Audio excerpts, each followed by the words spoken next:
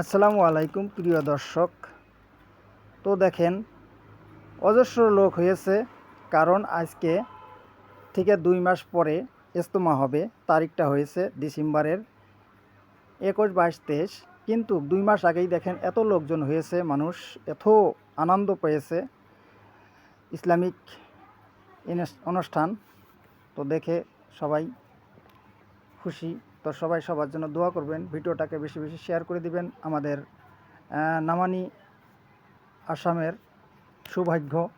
তো দেখেন 11টা ডিস্ট্রিক্ট নিয়ে একটি ইজতেমা হবে। তো আজকে দেখেন কত হাজার হাজারো লোক হয়েছে।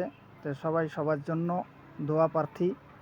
তো সবাই ভালো থাকবেন, আর সবাই ভিডিওটাকে বেশি বেশি শেয়ার করে দিবেন, সবাইকে দেখার জন্য সুযোগ করে দিবেন। তো আমিও আসছিলাম এখানে, নামাজ আদায় করলাম, করার পরে ভিডিওটা করে নিলাম। দেখেন কত লোকজন, কত গাড়ি ঘোড়া এখানে জমা হয়ে গেছে। তো বেশি বেশি করে ভিডিওটাকে শেয়ার করে দিবেন, সবাইকে দেখার জন্য সুযোগ করে দিবেন, সবাই যাতে আসতে পারে, কাজ করতে পারে এখানে। তো কাজ শুরু হয়ে যাবে ইজতেমার। এটা ইজতেমার মসজিদ বানিয়ে আছে, ইজতেমার মেন প্যান্ডেলটা এখনও হয় নাই, তো হবে। সবাই দোয়া করবেন সবার জন্য, সারা বিশ্ববাসীর জন্য এখানে দোয়া হবে।